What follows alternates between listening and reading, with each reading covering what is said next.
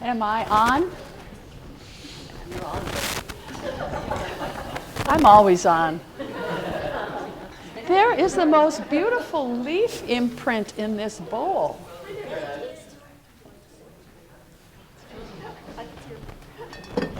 So my name is not Reverend Charlotte, so please don't leave.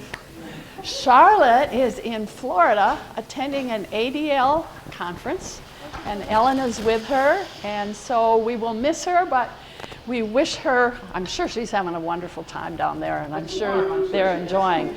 But in her absence, we have the wonderful opportunity to listen to our favorite Susan Warner a little bit later. So there's blessings all the way around. Do we have anybody who is new here this morning? How about over here?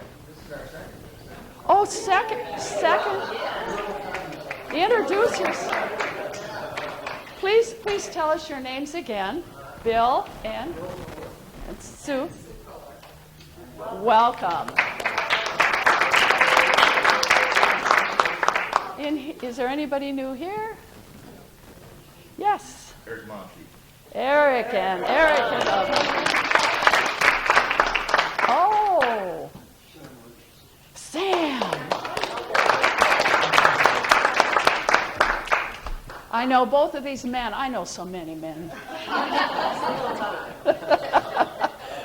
Thank you for coming. I hope you enjoy yourselves. Welcome. Anybody over here? Ed was new last week, and I'd like for you to reintroduce yourself. Ed plays the flute, and the flute, he's a flautist, and he knew Charlotte in Palm Springs and popped up here. Are you here to stay or what? Yeah, I think so. I mean, I also enjoy Unity practice and principles as well. I was originally from Unity of Palm Beach and transferred from Florida to North Carolina, which was absolutely a great decision. You know, don't get me wrong, I love Florida, but the mountains is a completely different vibe, and there was something that was calling me and pushing me and pulling me, and here I am, and I'm grateful for it. Pleasure meeting all of you. I love this Namaste energy, and I hope to stay for quite some time. And this is a flute that I made, so I hope that you all enjoy my flute play through meditation. And thank you. Thank you.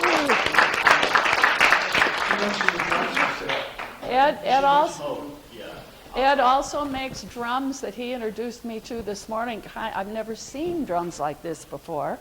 They sound wonderful. They're over in the corner, and you want to say something? The drum that I build, I've been building drums for about 15 years, mostly African, Indonesian style drums.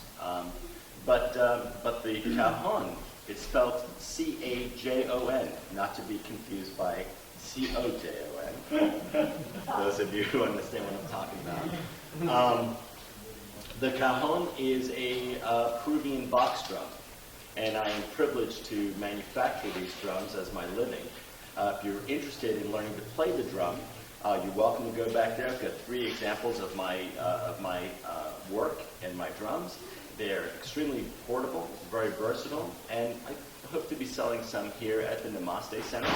And we'll see if ever. And also for New Year's, I'll be leading a drum circle for New Year's, where I'll be introducing the cajon as well as many African drums and other style drums. So, and for that event, please bring your own drums with you, because the more the merrier. Thank you so much. Thank you. We don't have a program this week, so would you, those of you who have programs during the week, in the daytime or the evening time, would you kindly tell us what you're doing? So are we having the drumming group this week? No? Not this week. It'll be the first Wednesday of every month. Okay. Alrighty. All right. At 7 o'clock, and it's an all-women's inclusive drumming circle, and all the wonderful women. Bring your friends and so forth. It's a powerful time, and I'm sure you'll enjoy it. Spirit meets us there, and it's a wonderful, powerful time. Okay, thank you.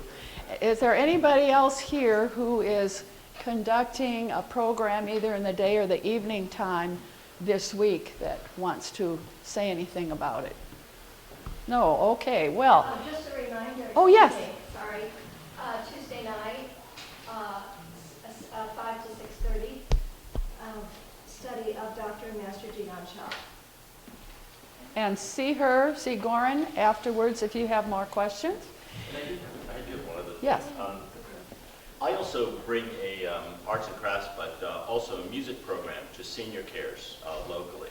I'm currently working with the Life Care Center of Hendersonville, and I deal with Alzheimer's patients as well as dementia and special care, special needs seniors. If anybody here has a home or they have a loved one in a facility that would like to have some of my music come along, it's an interactive musical program. I bring all the equipment, and they get to drum and use shakers, and whatever their abilities are, I fit them to an instrument so that we can all jam together and share a really powerful, healthy, energetic circle of life, longevity, and the smiles on the faces of many people that I work with every single weekend is, well, there is no word for it, really. It's the most powerful expression of love and feeling that you can get from other people. So if you know of anybody, please let me know, and I'll see if I can arrange a program over there. We're all about giving. But that means what? We all have to receive. And sometimes for some people the giving is easy and the receiving isn't quite so easy. So we want to balance that out, because if somebody is giving me something and I can't receive it, I've kind of slapped them in the face and said, I don't value what you've said to me. So just be aware that receiving is as wonderful a gift as giving, keeping it in balance. Thursday is Thanksgiving. And 5 o'clock, there's going to be a wonderful Thanksgiving dinner here, and I'm going to let Roland talk about that. Thank you. Hi, everybody. A couple of things. If you're going to help out with Thanksgiving, we're going to be here at 3 o'clock setting things up, and I guess anybody's welcome to help out. There's probably so much to do, and everybody's supposed to kind of bring some food, a side dish, so I think we all know all that. The sign-up sheet, last I counted, was like 61 people, which is great.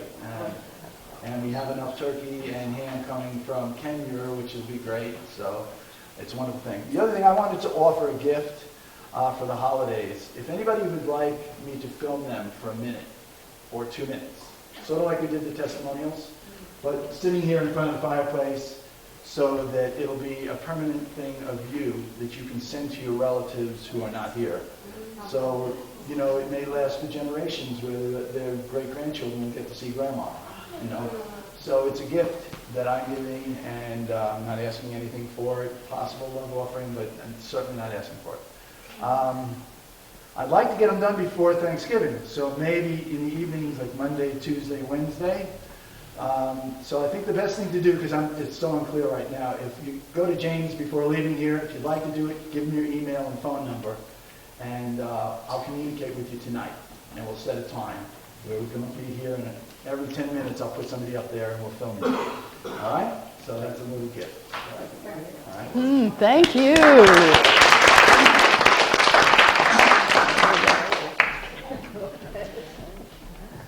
We're going to have our prayer, and Ed is going to play the flute for us. So let's just center ourselves, deep breathing. Close your eyes if that's comfortable for you.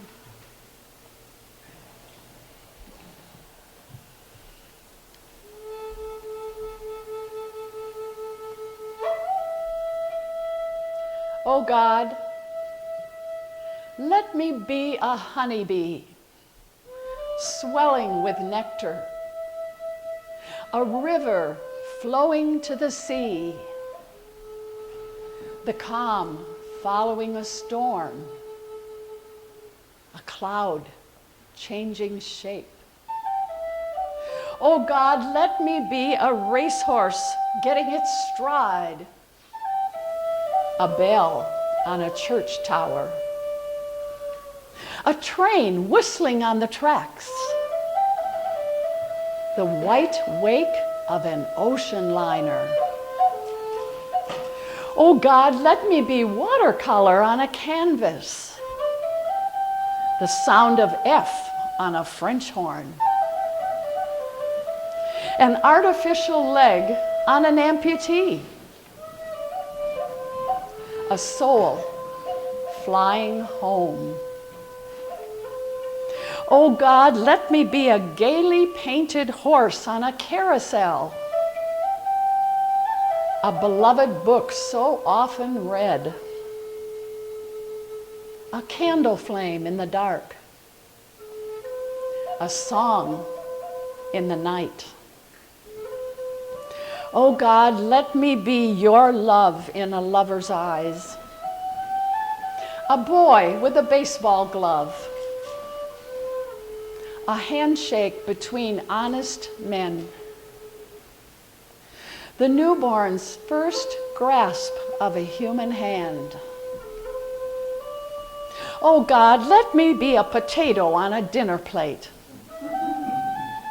a whale deep in the sea, the giggles of girlfriends, slippers on an old man's feet. Oh God, let me be a prayer book in a preacher's pocket,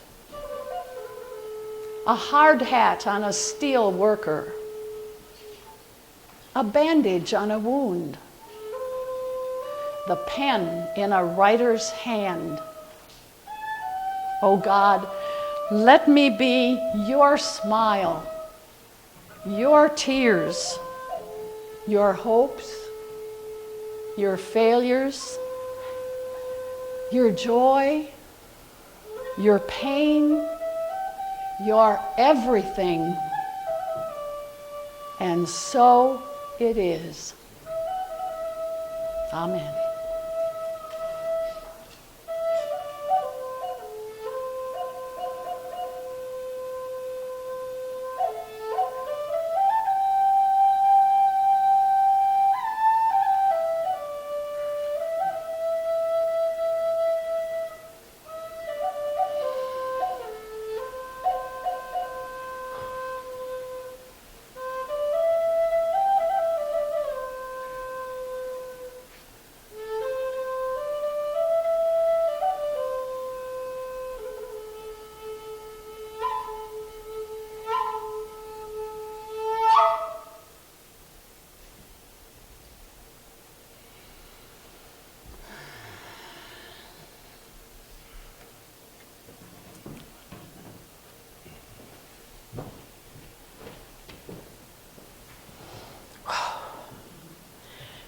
So now we're going to shift the energy, and Terry is going to come up and play our opening song. Don't worry, we'll break this mood.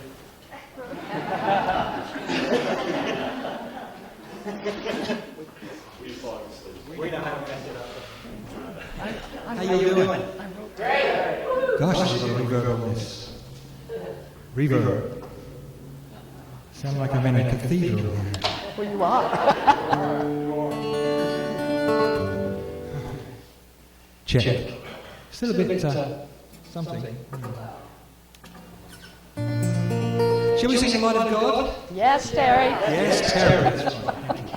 Those of you who are new here will soon understand that I played through once, and then we expect you to know it perfectly. Okay. No pressure.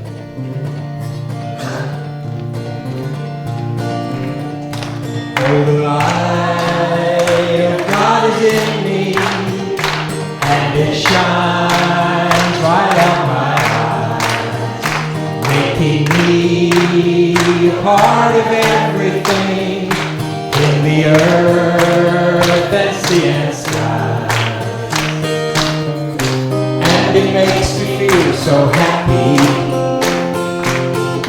just to know I'm not alone. 'Cause when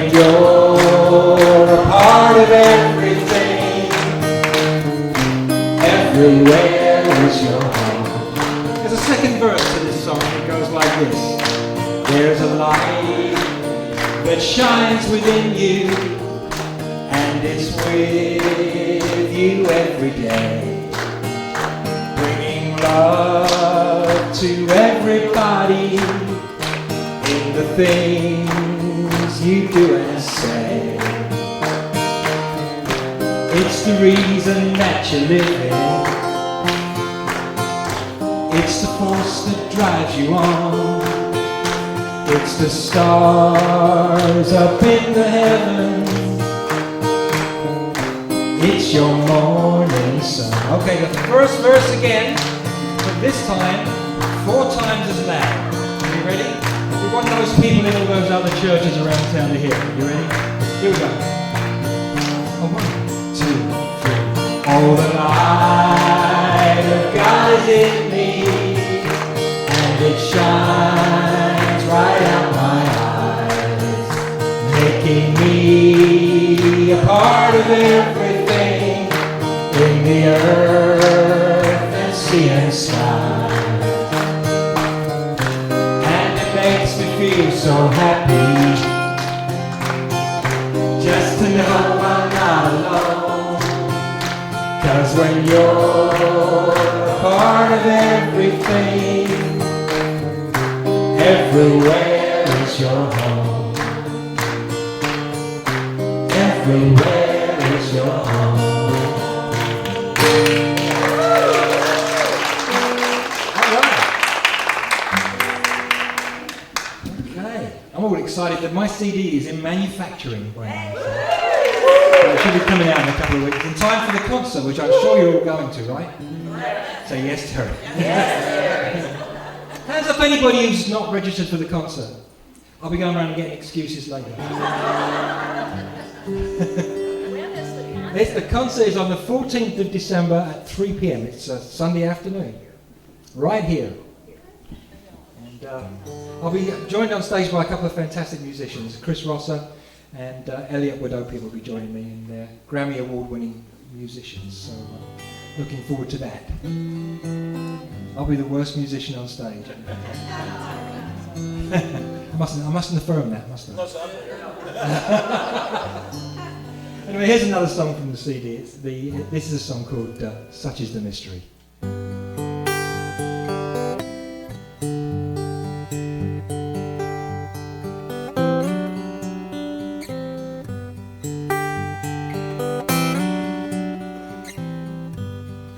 Let the day fall all around you, and let the breath of life surround you. What a day. It should be a holiday. And these lazy days are hard to come by. Here for our pleasure, a moment to treasure.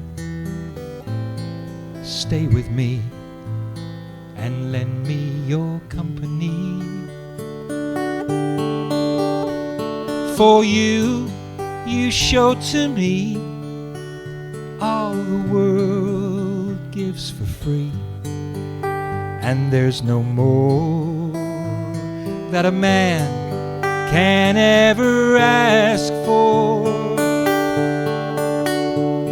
And if we could see half he gave us to see, then we'd be halfway to finding the answer.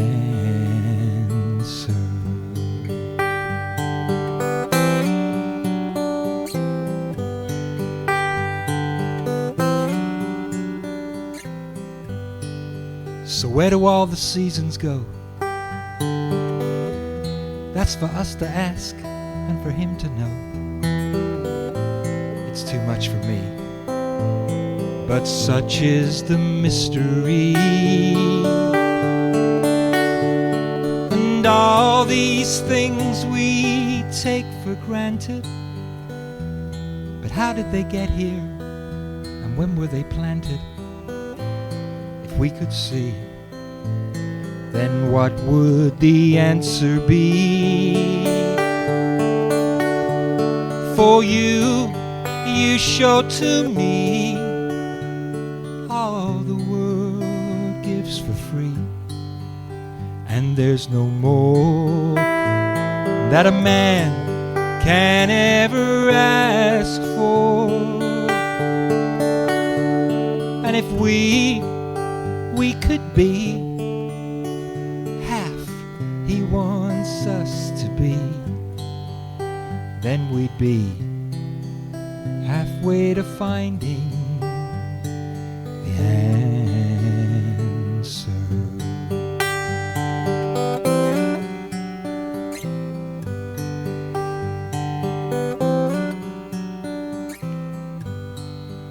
Today we'll see the butterfly, we'll smell the grass and we'll feel the sky. What a day.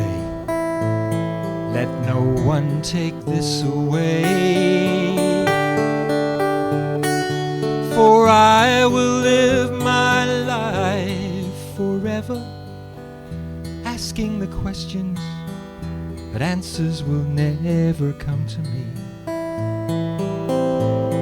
For such is the mystery.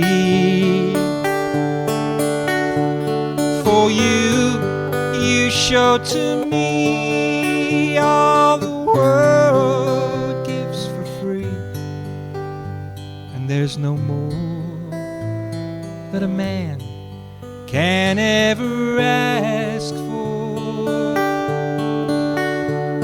And if we could be half he wants us to be, then we'd be halfway to finding the answer.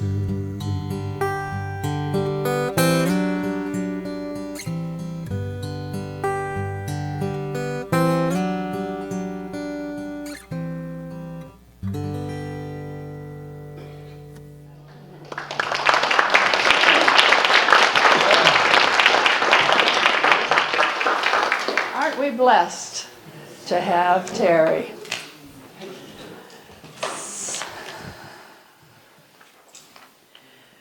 We're going to have the meditation.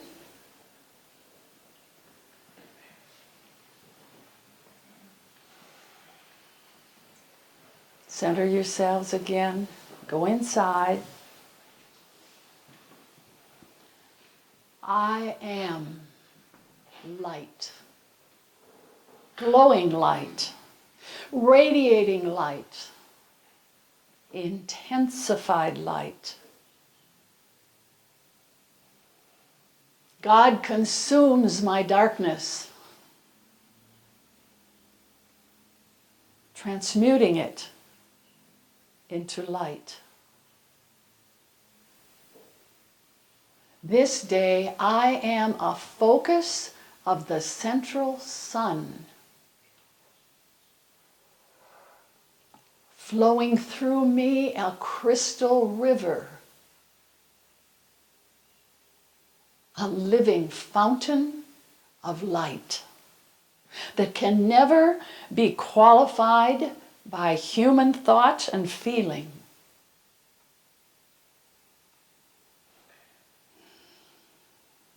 I am an outpost of the divine.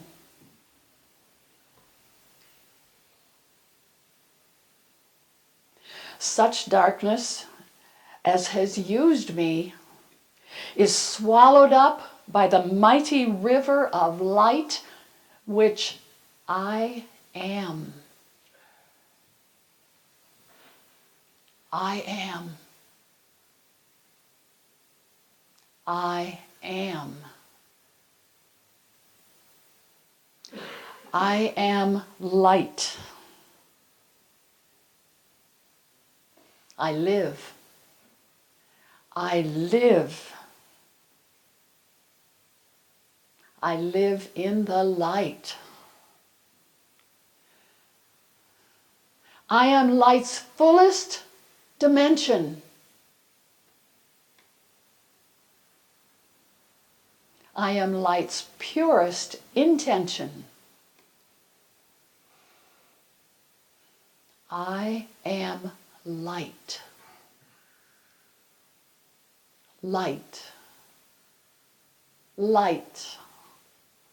Flooding the world everywhere I move. Blessing, strengthening, conveying the purpose of the kingdom of heaven. And so it is.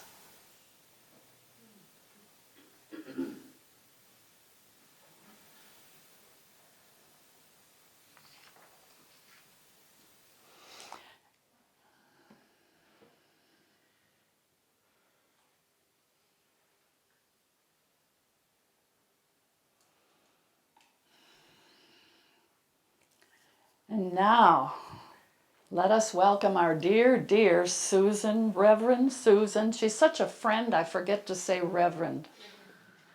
Right, all right. But she is very reverend, but she's not stiff. Welcome, Reverend on my horse in the Susan morning. Warner.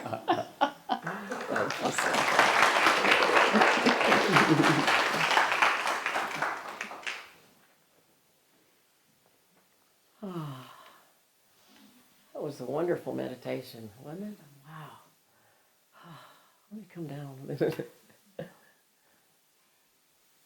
Does everybody here like stories? You like stories? I like stories. I think that it's a part of the human psyche to love a good story. Stories do a lot of things for us as human beings. They help us make sense of the world. All the religions are stories designed to make sense of what's going on and to provide answers. Stories are entertaining, they're fun, they're used to persuade people, to make an impression. They're used for all kinds of purposes, positive and negative. And as usual, I've changed the title of my talk, but only just a little bit this time. I'm just tweaking it. I'm not totally changing it this time. The title of it was to be The Stories We Tell. But a spirit has made it clear to me that it should be the stories we tell ourselves.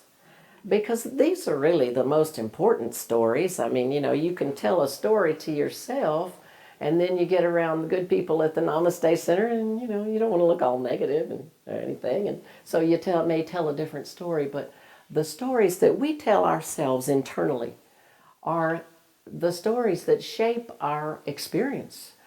They guide our behaviors. They are so important. And there is a kind of story that is not helpful to us. And this is the story of victimhood. We've all experienced this kind of story, and this is the kind of story I want to talk about today, because I'm a past master in it. I really am. Now, when I was a little girl growing up down in Kissimmee, Florida, the euphemism for lying was telling stories. Anybody else have that in your childhood or know about that? Well, telling stories is, like I said, it's really a good thing. It can be used in a bad way, but it really is a good thing.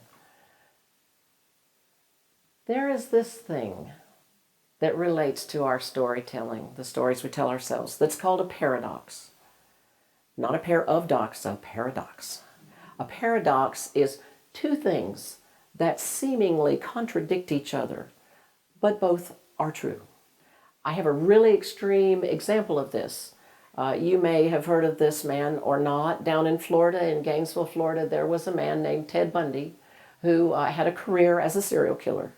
And he took the lives of many young, beautiful people. This is true. However, this is a paradox here. It is also true that Ted Bundy saved the lives of probably countless people as a suicide hotline volunteer. The paradox. Judge not the paradox. So we can take, now how does this relate to our victim stories? Here's how. Because we can take our victimhood stories and we can see it a different way. I don't care how badly you were victimized. And, as a former counselor, I've kind of heard it all. You can still find some sort of thing to hang on to that is a paradox that takes you out of this, that can help you get out of this. Is anybody here old enough to remember Paul Harvey? Exactly. Paul Harvey was a fascinating commentator, and his tagline at the end was always, "This has been Paul Harvey with the rest of the story." Now, he was an expose guy. He wasn't a paradox guy, but you could actually look at that. You could find some paradox there too, just like with Ted Bundy. Exactly. When Charlotte asked me to do the talk this Sunday, I was like, oh, yay, it's Thanksgiving, so I'm going to do gratitude. Because I love gratitude anyway. It's just my favorite thing. And then Spirit said, no, you're going to talk about the stories. And Spirit's always right. Who am I to argue? So here I am. But it's actually appropriate for Thanksgiving because we're going to sit around and we're going to tell stories. And also, even if our families aren't living like mine, we're going to think about our families of origin. And I have found so many times, and myself too, sometimes you mention families and people go, oh no. And, we tend to have that little feeling. And this is the reason, because our worst victimhood stories, I know they could come from past lives, but they also would tend to come more from our family of origins. Because those are the really deep ones. Those are the ones we hang on to. And as you know, a thought held in mind produces in kind. If we carry these childhood victim stories, we're going to attract more. So, we're going to have lots of good victim stories. Myrtle Fillmore. Everybody's heard of Myrtle. Any other good unitics? Myrtle Fillmore had a story. And her story was that she was sickly from birth. She was from a sickly family. All kinds of terrible, debilitating diseases ran in her family. And when she was just in her young days, she was diagnosed with tuberculosis, which back then was really, really serious. And, they put you in a sanatorium and you died. And because she was already sickly, her prognosis was really, really poor. But Myrtle, one night, went to a lecture, and she heard a man say, "As a child of God, I do not inherit illness. As a child of God, I do not inherit illness." And the light went on for Myrtle. And she went home, and she took this information home with her, and she worked it. She blessed every cell of her body. Driven by hope from that statement, she was able eventually to completely get rid of her tuberculosis. Not only that, this weak, sickly girl became a strong, strapping lady, and I believe she lived to be about 89 years old. Well, Myrtle and Charles Fillmore were the co-founders of Unity, and they went on to just do amazing things. Charles didn't necessarily believe in God, in the way that she did, maybe not a personal God, but he saw what happened to Myrtle and he said, I gotta have some of this. I want this. And he said, if there really is God, then if I just sit in silence, then God's gonna talk to me because I'm gonna invite this. And he sat for many hours, many days, and God, Spirit did start speaking to Charles. And what they did with their lives affects, it's worldwide. The Unity movement is worldwide. It's amazing. But Myrtle had her own victimhood story. I mean, how much more of a victim can you be? That your whole family is sickly and you grew up sickly and the doctor tells you you're going to die. She was a victim, but with this, with the help of Spirit, she turned it all around. I love this story because this is a very empowering story. And I invite you to take it into your heart and work it. Work it with whatever might be going on in your life and work it in relation to your story as well. Now, I think I made a pretty good case for losing our victim stories, right? Yes, Susan? Yes, Susan? I'm going to take a page out of your book, Terry. But how do we do it? Okay. How do we do it? Well, my dad was a carpenter at one point, and he always used to say, you gotta have the tools for the job. You gotta have the tools. And so I encourage each and every one of you to get a tool belt, not a toolbox, because life comes at you thick and fast, and it invites you to get into your victim stories. It invites you in relationships, in things that happen to you. It says, oh, come on, you're just a poor little victim. Oh, no, no, no. But if you've got your tool belt on, you don't have to run out to the truck and get your tools. Thank you, Karen. So the first tool, victim alert. Victim alert.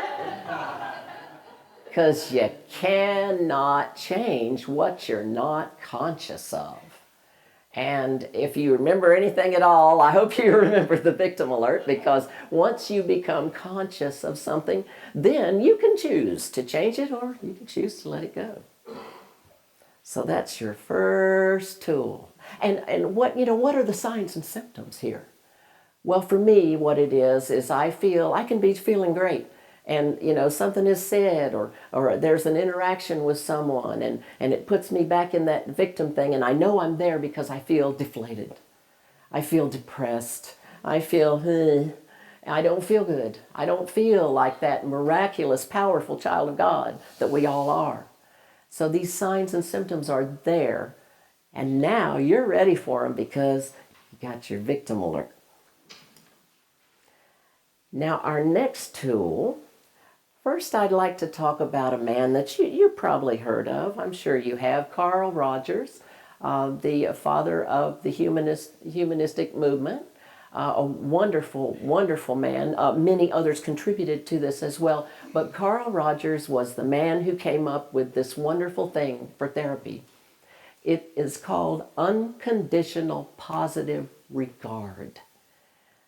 Loving people.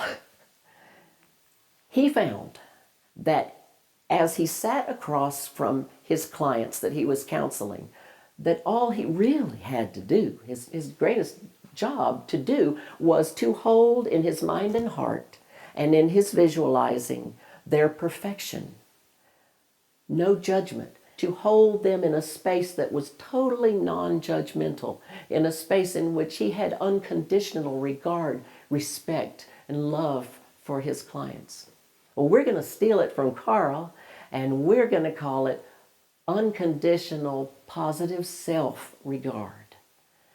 And this, like Suka was saying, we all we love to give, but it's hard to get sometimes. And yeah, it's a lot easier sometimes to give unconditional positive regard to others than it is to ourselves. But here's your next tool, a gold star. Everybody knows what the gold star is about, right? Everybody who's ever been to first grade. You do something good, you get a gold star. And I'm going to pass these out. And you don't have to put them on your third eye. That's fine. You can put them anywhere you want to. Just be creative. But give yourself that gold star. Not just when you do really, really good, and do it then too. But right now, right here, right now, give yourself a gold star for embodying on this planet. Because I don't know if you're aware of it or not, but this planet is spiritual grad school. That's why the lessons are hard. You know, of course, the lessons in grad school are going to be harder than the ones in kindergarten. Well, everybody who chose to come to this beautiful big blue ball of Pachamama has chosen to rise. We've chosen to rise, each and every person. You know, even the people that you might be tempted to judge and say, I don't know about that person. You know, and sometimes you might say that about yourself, but don't say it anymore, because we've all chosen for God. We've chosen for good. We've chosen for spirit. And we've chosen for growth. And that's why our victim stories have to be put away, because those are not a choice for growth. Those stunt your growth. And you're here anyway. You might as well rise, because it is your fate. It's what you came here to do. And really nothing can stop it, but you can just have a better ride while you're here. If you just dump those stories and run with it, give yourself gold stars. Love yourself. There's a movement where people get together and they celebrate their beauty. You know, they all talk about it. It's a group where they recognize the beauty in each other. And I think this is great. A lady out west somewhere started this. And we need to do that on a daily basis. We need to recognize our beauty. We need to tell ourselves about it. We need to see the beauty in another person. We need to tell them about it. We need to create more unconditional, positive regard and self-regard. Because this is a very, very important tool in your tool belt. You just really can't do without it. Got another tool here. This is two tools, actually. This is a daily word, but it could be a daily bread. It could be a just for today book. It could be just any kind of, and it could be the Bible, the Quran. It could be anything from whence you derive spiritual guidance, something that uplifts you. It could be Peter Rabbit. You know, it could be anything that makes you feel good and helps you get back on that path. And I wasn't going to use that until this morning, because there's this funny thing about spiritual writings, that whatever you need, it's there. And I've seen this with every one of this type of thing. How many, show of hands, how many of you have seen that? Yeah, that it's what you need. And that's because somebody else is in charge here. So I wasn't planning on reading this, but I'm going to, because it brings me to my next tool. This is a tool. It's a really helpful tool, and it keeps you in that positive place, which helps you route out those victim stories. But today, I figured that what the Daily Word today talks about, will, is a great tool for that. You gotta have the want to. Gotta have the will. And hope pumps up your will. I use my human willpower to act on divine ideas in the world. My human willpower helps me to accomplish things in the world. When I align it with the power of God, I can do anything. Will is the capacity to make choices, and I use it to shape my ideas and my life. When I act on a thought, I bring it to life. I use this power to make healthy choices, choose positive thoughts, or focus on a goal and achieve it. With the ability of will, I direct my life. I make wise choices to be the best person I can be. I align my willpower with the power of God. In prayer and meditation, I listen to divine ideas of peace, reconciliation, forgiveness, and love. I choose to act on these divine ideas for myself and others, even in difficulties. In this way, I manifest spirit in the world. If God is for us, who is against us? This is from Romans chapter 8, verse 31. Hi, David. That was just an unexpected little tool that just hopped in my tool belt this morning. We have our last tool coming up. This one's really going to throw you for a loop till I talk about it. Yeah, it's a screwdriver. Yeah, not the fun kind, but this is a screwdriver. This is your tool for putting down those victim stories. And this is why. Whether you use the humble screwdriver, or you're fancy and you use a drill, or you're good with power tools, which my daughter is, I'm not, but whichever one you use, you hold it in your hand. It's in your hand. And this reminds us that the power to change our thoughts, the power to dump our victimhood stories is in our hands. Now, with a screwdriver, you can loosen or you can tighten. And a lot of us have tightened down our victim stories long time ago. You know, and every time something negative happens, we go, oh yeah, that's me. Yeah. But you can also use this very same tool to unfasten those stories and set yourself free. Take those screws out. Just get rid of it. And you can replace it. And that's where the paradox comes in. My dad was mean. Here's the paradox. My dad was one of the most generous, talented, intelligent, and kind people I've ever known. Paradox. It works. So now you got the tools. Remember the paradox. It helps you shift it.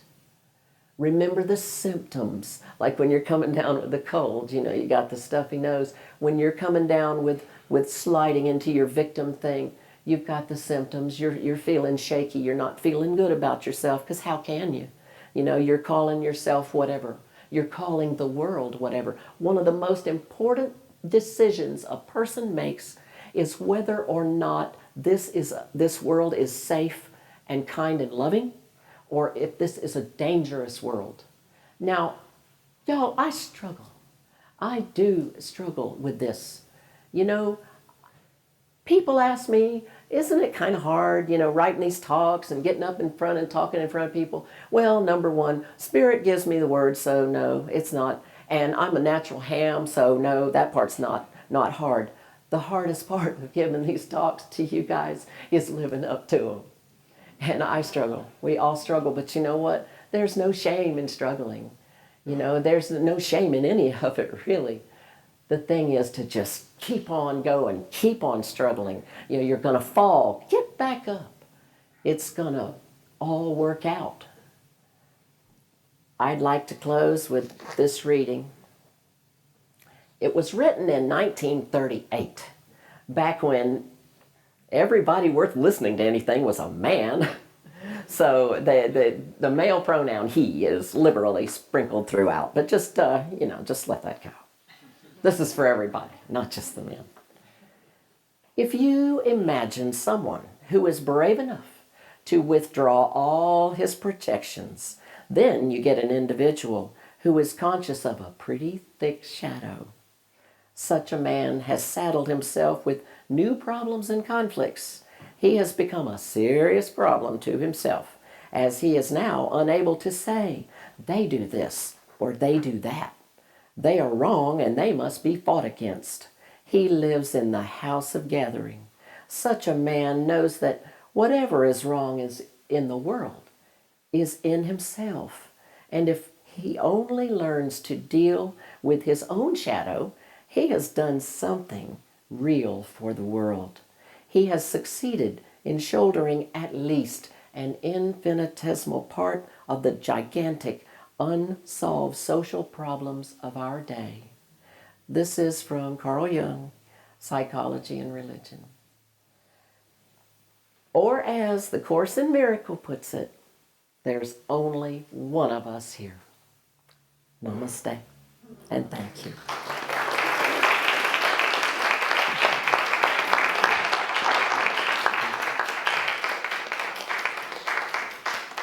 Guess what I get to take home? Thank you, darling. I can use it, except I'm married to someone who knows really well about this and this. So, where's our offering? Here they are. We will, Susan, you want to bless the offering?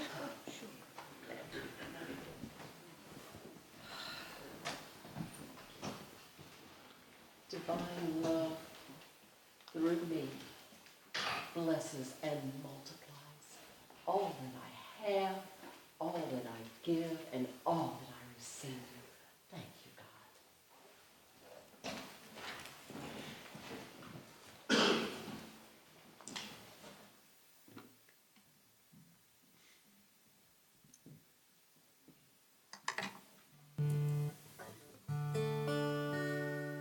Okay. I never know what I'm going to sing till I get up here. And I was going to play a song on the piano, but after that lovely talk we just had, I thought, and especially that reading that was written in 1938, I learned something else today, that there are actually women drummers. Did you hear that? I couldn't believe it.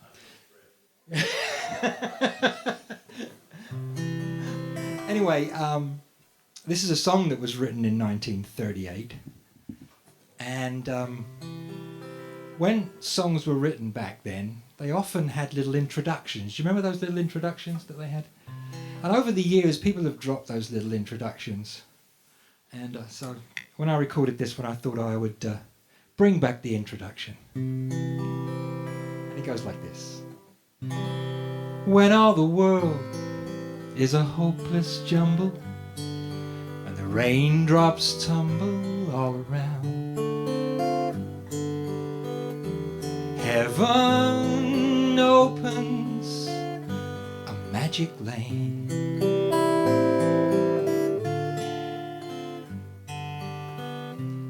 And when the clouds clutter up the skyway, there's a rainbow highway to be found, leading from your window pane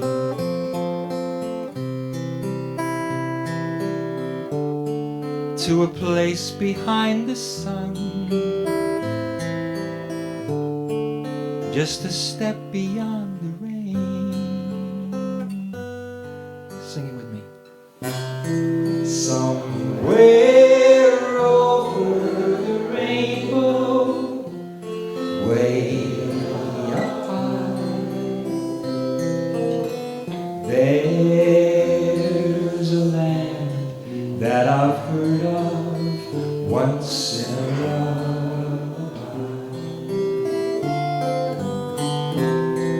Somewhere over the rainbow, skies are blue, and the dreams that you dare to dream really do come true. Someday I'll wish upon a star, and I'll wake up where the clouds are far behind me, where troubles melt like lemon drops, way above the chimney tops. That's where you'll find me. Somewhere over the rainbow, bluebirds fly, birds fly over the rainbow. Why then, oh why can't I? If happy little bluebirds fly beyond the rainbow, why, oh why can't I?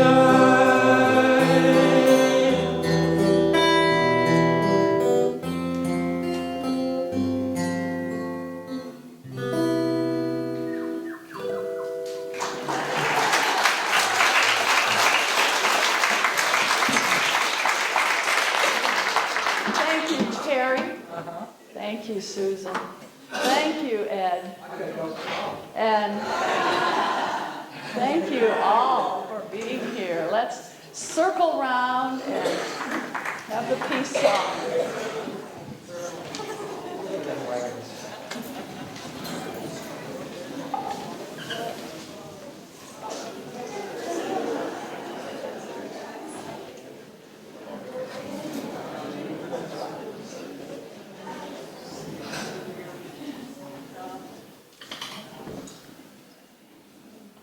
In the center of our circle, let's put all of humanity, with all of its loves and its needs and its desires and its wounds and its gifts and its blessings and its talents and its skills and all the promise of what we are becoming. And one additional thought I have is that when we complete the peace song, look around the room for somebody you've never met or talked to before. Maybe you've seen them here, but you haven't talked to them. And go up to them and say one thing to them. Today, I am grateful for, fill in the blank with 1 or 2 or 3 or 4 words. That's enough.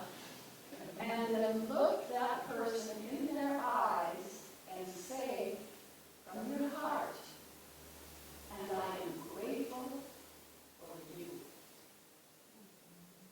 Okay?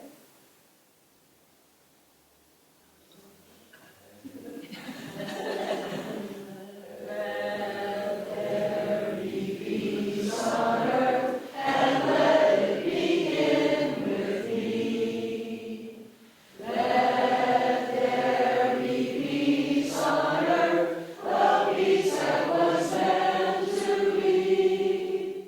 With God as Creator, family or me. Let us walk with each other in perfect harmony. Yes, peace begins with me, and this is the moment now.